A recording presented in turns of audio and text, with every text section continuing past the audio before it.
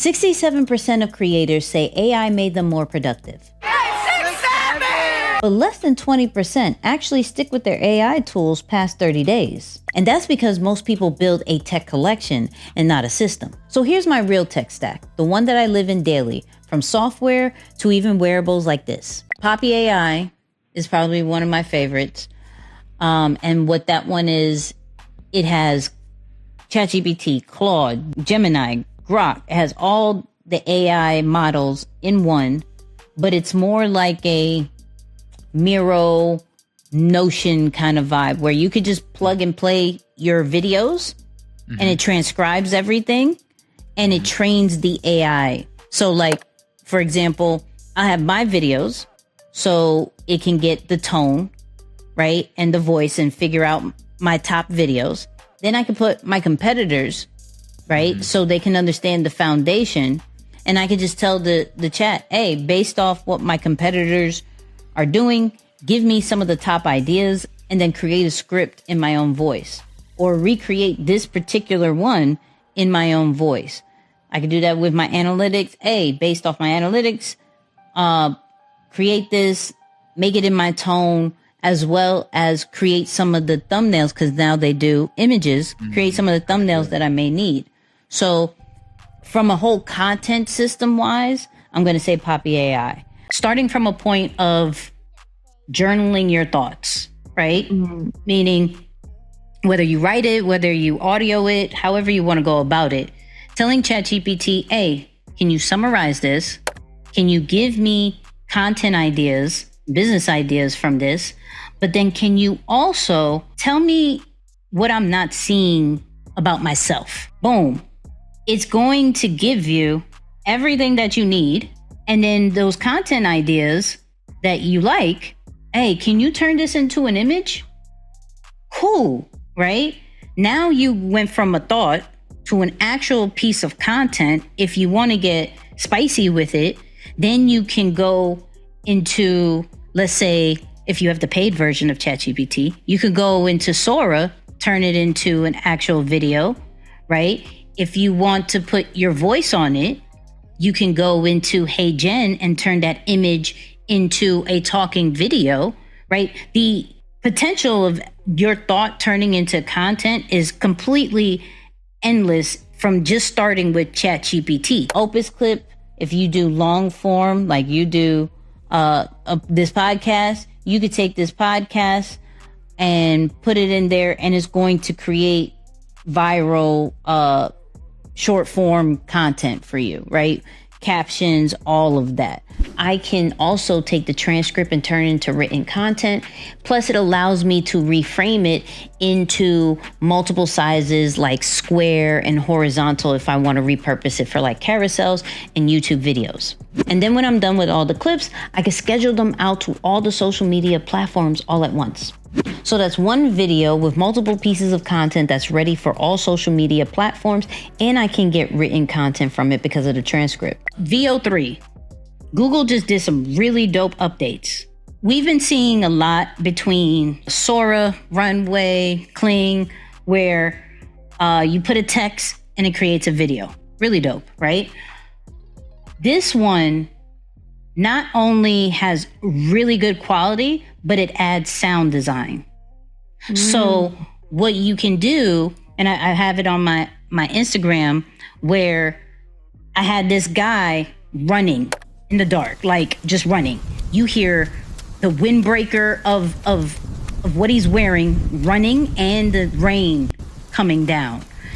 I have one from a branding standpoint. I had a female look frustrated on the computer, looking up like, when's Lines Behavior opening up again? Then I had somebody in the middle of the street recording, when's Lines Behavior opening up?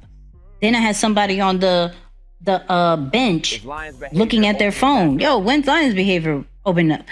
So I don't need models. I just need AI now because it looks so good. And people are like, wow. Kling probably more than VO3 for the masses because it's so easy to upload a picture and just give a very simple prompt. Hey, have the person walking and picking up a flower. and it will take that picture and have the person walking, and it's really, really dope. I created a whole Inky Johnson video all in AI through just like ChatGPT and Kling. So that was the software side. Now I got to talk about these wearables. And I bought a few, and I'm only going to be talking about the ones that I use on a daily basis. Of course, let's talk about the ones that are on my face, which are the Meta glasses. These ones are the Oakley, the HSTNs. Now these are generation 2, and I got these because the quality of the camera is way better. They're 3K resolution. The speakers are amazing. I'm able to talk to Meta, even though I don't talk to Meta all that much, but when I do have a debate or a question, I know I can ask it really quickly. And they have live translations with a little bit of delay, but it's pretty good. Surprisingly, the photo capture is really good. And with video and photo, you can use their feature called Restyle, which allows you to add extra effects to it. I'm not gonna lie, the AI part is more of an added bonus. I really bought it to capture the videos and pictures, but the fact that I can turn the picture into a video inside of Meta AI, now that's kind of fire. But let's get into the next one, and the last one is actually my favorite. So you probably see me in my recent lives and videos with this thing right here. It's a Looki AI, and think more of it like the AI GoPro. Because what you would do is literally stick it on you and it records your whole day. You can set it up in different intervals of how it captures the clips, but I set mine up for like 3 minutes. Every 3 minutes, there's a 15-second clip. And it creates a recap of your day without having to press record. It just does it automatically. Now, I'm not always a fan of taking out my phone to record, and sometimes I even forget to hit record on my glasses. So the fact that I have a device that always is recording to do recaps of my day and pick out the best moments have seemed to be very convenient. And this is what one of the recaps look like.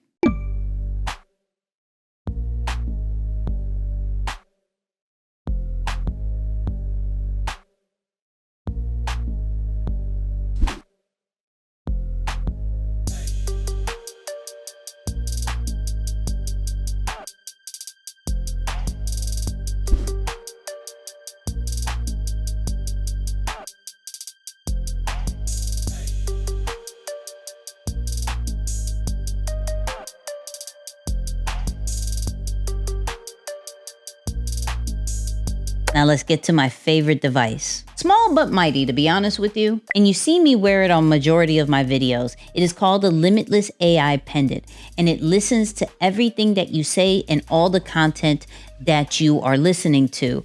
And it gives you insights about your day. You can use ChatGPT and give it custom prompts, as well as it gives you reminders. And let me show you. Now, side note, I don't do anything crazy, so I don't mind my conversations being recorded, but some of you may. You can turn it off anytime, but this is inside of its app. And so as you can see, all the conversations, dialogues, things that I'm listening to is actually being organized through a life log. Now, some of the things that I may say that I need a reminder, it then puts it right here, and I can go through it and be like, okay, yep, I need to do this one. Let me add that, and it adds it to the reminder. And what they've recently added is that you can add this to your natural reminders app like Apple's app or Google Tasks automatically. And of course, it has ChatGPT 5, so you could take some of the conversations and ask it any kind of questions. This has been a game changer for me because this has helped me remember certain things. And so now I am creating a second brain with this, because not only does it have an app, it allows you to connect it directly to your own ChatGPT, into Notion, into Claude. I personally have it into my Notion so I can save all my life logs and not just depend on the actual device. And that is my full tech stack. My system that has allowed me to scale my brand and my business, to capture moments, to remember, and to even be a little bit more self-aware about myself. Everything that I said, all the links are going to be in the description, but what is in your tech stack and what are you going to add to your tech stack after watching this video? And if you need more ideas, I got another video for you to watch.